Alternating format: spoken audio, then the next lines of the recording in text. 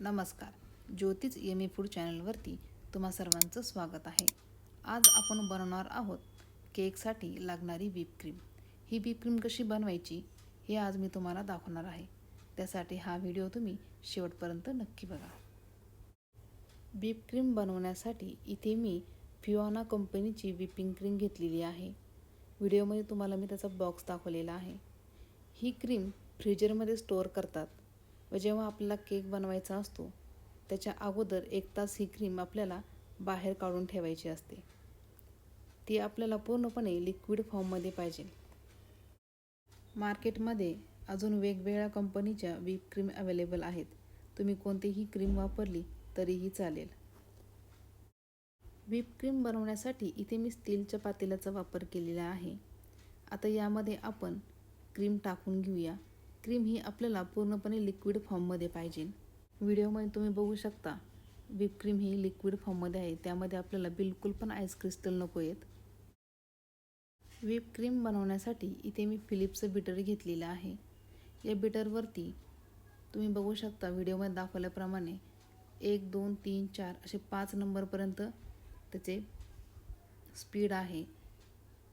त्या स्पीडनुसार आपल्याला cream bit करून घ्यायची आहे.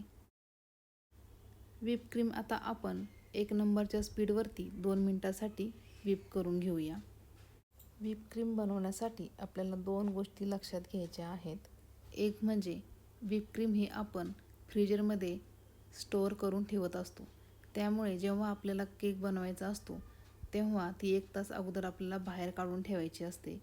दुसरी म्हणजे ती क्रीम पूर्ण आपल्याला लिक्विड फॉर्ममध्ये पाहिजे. लिक्विड फॉर्ममध्ये आणताना सुद्धा ती क्रीम पूर्णपणे थंड हवी.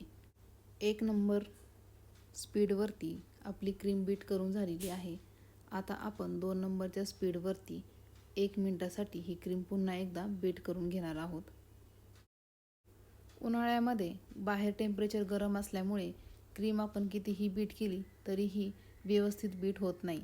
अशा वेळेस काय करायचं की पातेल्याच्या खाली एक ताट ठेवून त्यामध्ये आईस क्यूब टाकून त्यावरती हे पातेलं ठेवून क्रीम बीट करायची.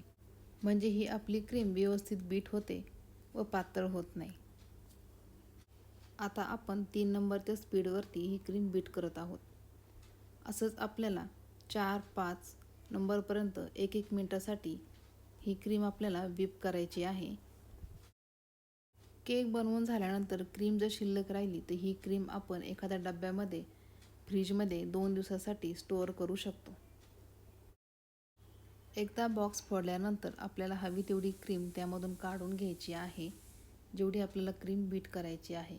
त्यानंतर हा बॉक्स आपल्याला फ्रीजरमध्येच स्टोअर करायचा आहे.